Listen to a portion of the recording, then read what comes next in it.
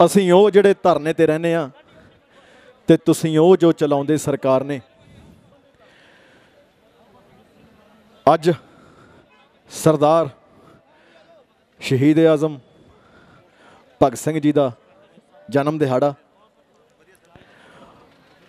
ਉਹਦੀ ਮੁਬਾਰਕਬਾਦ ਵੀ ਦਿੰਦੇ ਆ ਤੇ ਨਾਲ ਦੀ ਨਾਲ ਅੱਜ ਦਾ ਜੋ ਮਾਹੌਲ ਆ ਉਹਦੇ ਹਿਸਾਬ ਨਾਲ ਅੱਜ ਉਹਨਾਂ ਨੂੰ ਦੁਬਾਰਾ ਜੇ ਆਪਾਂ ਯਾਦ ਕਰ ਰਹੇ ਹਾਂ, ਆਪਾਂ ਅਕਸਰ ਕਹਿ ਦਿੰਦੇ ਹਾਂ ਭਗਤ ਸਿਆਂ ਤੇਰੀ ਸੋਚ ਤੇ ਪਹਿਰਾ ਦਿਆਂਗੇ ਠੋਕ ਕੇ। ਭਗਤ ਸਿੰਘ ਤੇ ਉਹਦੀ ਸੋਚ, ਪਹਿਲੀ ਗੱਲ ਉਹ ਇਕੱਲੀ ਜੋਸ਼ ਵਾਲੀ ਨਹੀਂ ਸੀ। ਜਿੰਨੇ ਵੀ ਆਪਣੇ ਕ੍ਰਾਂਤੀਕਾਰੀ ਹੋਏ ਨੇ, ਰੈਵੋਲੂਸ਼ਨਰ ਹੋਏ ਨੇ, ਉਹਨਾਂ ਦੀ ਸੋਚ ਬਹੁਤ ਡੂੰਘੀ ਸੀ। ਕਿਤਾਬਾਂ ਦੇ ਗਰੇ ਰਹਿੰਦੇ ਸੀ ਕਮਰੇ ਦੇ ਵਿੱਚ।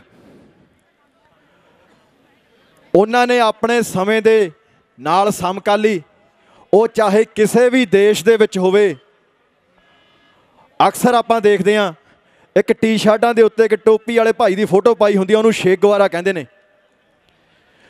ਉਹ ਛੇ ਗੁਆਰੇ ਦੀ ਫੋਟੋ ਟੀ ਸ਼ਰਟਾਂ ਦੇ ਛਪ ਕੇ ਉਰੇ ਵਿਕਦੀ ਆ ਤੇ ਅੱਧਿਆਂ ਤੋਂ ਵੱਧ ਨੂੰ ਇਹ ਪਤਾ ਨਹੀਂ ਹੋਣਾ ਇਹ ਬੰਦਾ ਕੌਣ ਆ। ਭਗਤ ਸਿੰਘ ਉਹਨਾਂ ਦੇ ਟਾਈਮ ਦੇ ਵਿੱਚ ਜਿੰਨੇ ਵੀ ਰੈਵੋਲੂਸ਼ਨਰ ਦੁਨੀਆ ਦੇ ਵਿੱਚ ਸੀਗੇ, ਇਹ ਸਾਰੇ ਉਹਨਾਂ ਇੱਕ ਦੂਜੇ ਦੀਆਂ ਗਤੀਵਿਧੀਆਂ ਤੇ, ਉਹਨਾਂ ਦੀਆਂ ਨੀਤੀਆਂ ਤੇ, ਉਹਨਾਂ ਦੀ ਪੜ੍ਹਾਈ ਤੇ ਗੌਰ ਰੱਖਦੇ ਸੀ। ਤੇ ਅੱਜ ਆਪਾਂ ਕਿੱਥੇ ਖੜੇ ਹਾਂ? 5 ਰੈਵੋਲੂਸ਼ਨਰ ਨਾਮ ਤੋਂ ਬਿਨਾਂ 6ਵਾਂ ਨਾਮ ਇੱਥੇ 80% ਬੰਦਿਆਂ ਨੂੰ ਨਹੀਂ ਪਤਾ ਹੋਣਾ। ਆਪਾਂ ਸਿਰਫ ਭਗਤ ਸਿੰਘ, ਰਾਜਗੁਰੂ, ਸਰਾਭਾ, ਸੁਖਦੇਵ 5-7 ਨਾਮਾਂ ਤੋਂ ਬਾਅਦ ਆਪਾਂ ਨੂੰ ਨਾਮ ਭੁੱਲ ਜਾਂਦੇ ਨੇ। ਤੇ ਕਲਾਕਾਰਾਂ ਦੇ ਨਾਮ ਜਿੰਨੇ ਇੱਥੇ ਬੈਠੇ ਆ, ਪਹਿਲਾਂ ਤਾਂ ਇੱਥੇ ਹੀ ਅੱਜ ਬਹੁਤ ਆਏ ਹੋਏ ਆ, ਇਹਨਾਂ ਤੋਂ ਬਿਨਾਂ ਬਾਕੀ ਵੀ ਤੁਸੀਂ ਉਂਗਲਾਂ ਤੇ ਗਿਣ ਦੋਗੇ। ਸਭ ਤੋਂ ਪਹਿਲੀ ਸ਼ਰਮ ਦੀ ਗੱਲ ਮੈਂ ਇਹ ਮੰਨਦਾ, ਮੈਂ ਗੀਤ ਵੀ ਕਰਿਆ ਸੀ ਕਿ ਹੀਰੋ ਅਸੀਂ ਨਹੀਂ ਜੋ ਨੱਚਦੇ ਸਟੇਜਾਂ ਤੇ, ਹੀਰੋ ਉਹ ਨੇ ਜੋ ਯਾਰ ਰਹੇ ਤੇਗਾਂ ਦੇ।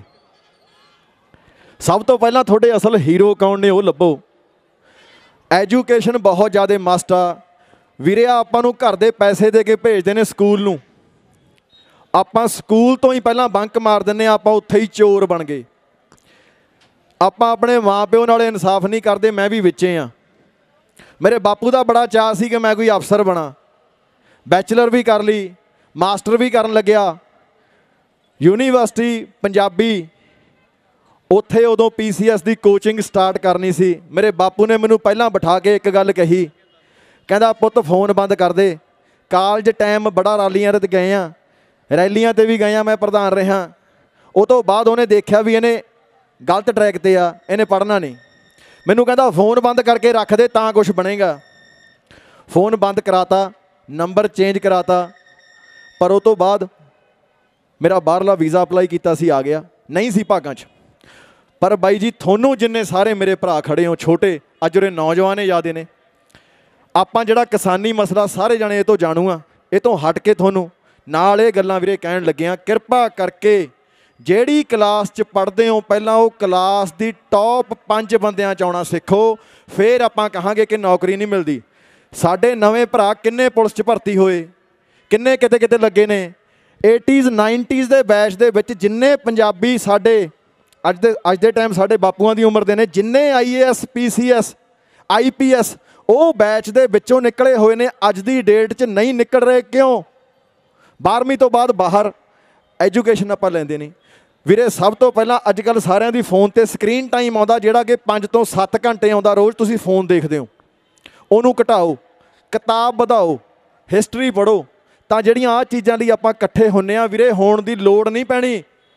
ਜਦੋਂ ਤੁਸੀਂ ਇੰਨੇ ਜ਼ਿਆਦਾ ਐਜੂਕੇਟ ਹੋ ਗਏ ਤਾਂ ਮੂਹਰਲੇ ਬੰਦੇ ਨੂੰ ਪਤਾ ਹੋਊਗਾ ਕਿ ਅਸੀਂ ਕਿਹਨਾਂ ਨਾਲ ਪੰਗਾ ਲੈ ਰਹੇ ਹਾਂ।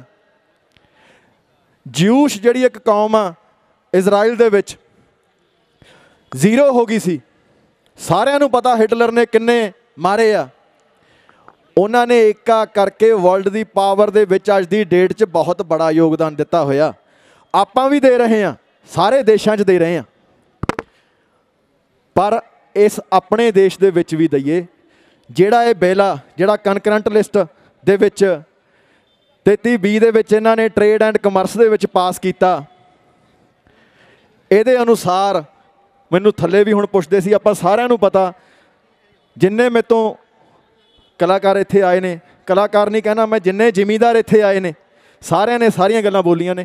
MSP ਸਿਰਫ ਹਵਾ 'ਚ ਆ, MSP ਮੱਕੀ 'ਤੇ ਵੀ ਆ, ਅਸੀਂ ਆਪ ਖੇਤੀ ਕੀਤੀ ਆ, ਆਲੂ ਵੀ ਲਾਉਂਦੇ ਆ, ਸੂਰਜਮੁਖੀ ਵੀ ਲਾਈ ਆ।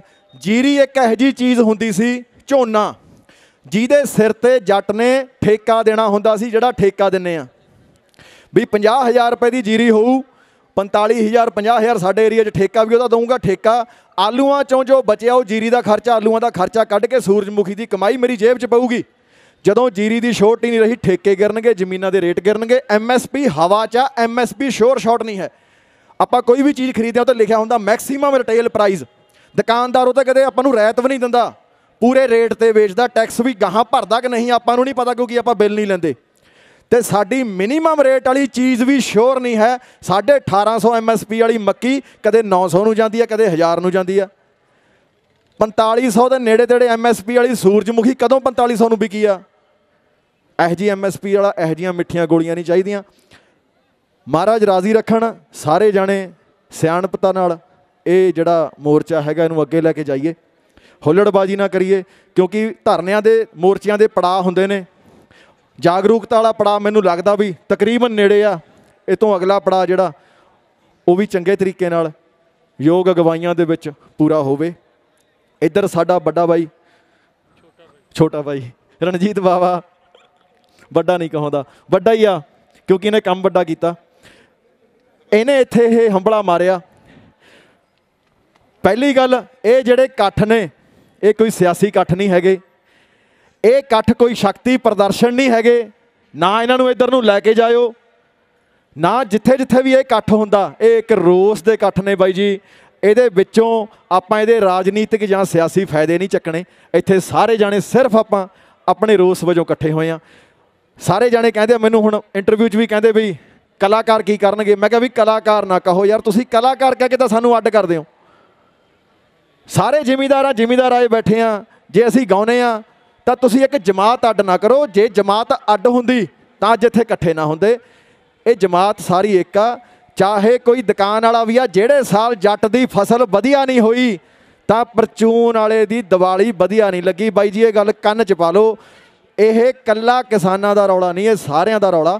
ਇਕੱਠੇ ਹੋ ਕੇ ਚੰਗੇ ਤਰੀਕੇ ਨਾਲ ਲੜੀਏ। ਬਾਕੀ ਮਹਾਰਾਜ ਆਪੇ ਹੱਥ ਸਿਰ 'ਤੇ ਰੱਖਦਾ, ਉਹ ਪੈਜ ਸਵਾਰਨ ਵਾਲਾ। ਇੱਥੇ ਤਖਤੇ ਬਦਲਣ ਨੂੰ, ਤਖਤੇ ਪਲਟਣ ਨੂੰ, ਕਲਗੀ ਲੱਗਣ ਨੂੰ, ਕਲਗੀ ਲੈਣ ਨੂੰ ਬਿੰਦ ਲੱਗਦਾ, ਉਹੀ ਲਾਉਣ ਵਾਲਾ, ਉਹੀ ਲਾਉਣ ਵਾਲਾ। ਉਹਦੇ ਉੱਤੇ ਡੋਰਾਂ ਨੇ। ਜਿੰਨਾ ਚਿਰ ਸਾਰੇ ਜਾਣੇ ਇਕੱਠੇ ਹੋ ਕੇ ਜੋ ਜੋ ਚਾਹੁੰਦੇ ਨੇ ਤਾਂ ਸਾਰੇ ਜਾਣੇ ਨਾਲ ਆ। ਕਿਸਾਨ ਦੇ ਪੁੱਤ ਦੇ, ਜੱਟ ਦੇ ਪੁੱਤ ਦੇ ਰੂਪ 'ਚ ਨਾਲ ਆ। ਕੋਈ ਹੋਰ ਫੀਤੀ ਨਹੀਂ ਮੇਰੇ ਲੱਗੀ ਹੋਈ, ਕੋਈ ਤਰਸੇਮ ਜੱਸੜ ਗਾਉਣੇ ਵਾਲਾ ਨਹੀਂ, ਕੋਈ ਐਕਟਰ ਨਹੀਂ। ਬੋਲੇ ਸੋ ਨਿਹਾਲ। ਇੰਨਾ ਕਹਿ ਕੇ ਗੁਸਤਾਖੀ ਮੰਨਦਾ ਜੇ ਕੁਛ ਵੱਧ ਘੱਟ ਕਹਿ ਗਿਆ ਹੋਵਾਂ। ਸਾਡੇ ਸਾਰੇ ਵੱਡੇ ਭਰਾ ਸਟੇਜ 'ਤੇ ਬੈਠੇ ਨੇ, ਸਾਰਿਆਂ ਦਾ ਸ਼ੁਕਰਗੁਜ਼ਾਰ ਵੀ ਹਾਂ ਅਤੇ ਤੁਹਾਡਾ ਸਾਰਿਆਂ ਦਾ ਧੰਨਵਾਦ ਕਰਦਾ ਵੀਰੇ। ਸਾਰੇ ਜਾਣੇ ਆਏ ਹੋ ਇੱਥੇ, ਸਾਰੇ ਆਪਣੇ ਹੱਕਾਂ ਲਈ ਆਏ ਆ। ਮਾਲਕ ਰਾਜ਼ੀ ਰੱਖੇ, ਚੜ੍ਹਦੀ ਕਲਾ 'ਚ ਰੱਖੇ ਸਾਡਾ ਵੀਰ ਬਾਬਾ ਜੀ। ਬਹੁਤ ਧੰਨਵਾਦ ਜੀ ਜੱਸੜ ਵੀਰ ਹੋਣਾ ਦਾ। ਇੱਕ ਵਾਰ ਖੁੱਲ੍ਹ ਕੇ ਤਾੜੀ ਲਾਓ ਪੰਜਾਬ ਪੰਜਾਬੀ ਦੇ ਨਾਂ ਦੀ, ਪੰਜਾਬੀਅਤ ਦੇ ਨਾਂ ਦੀ।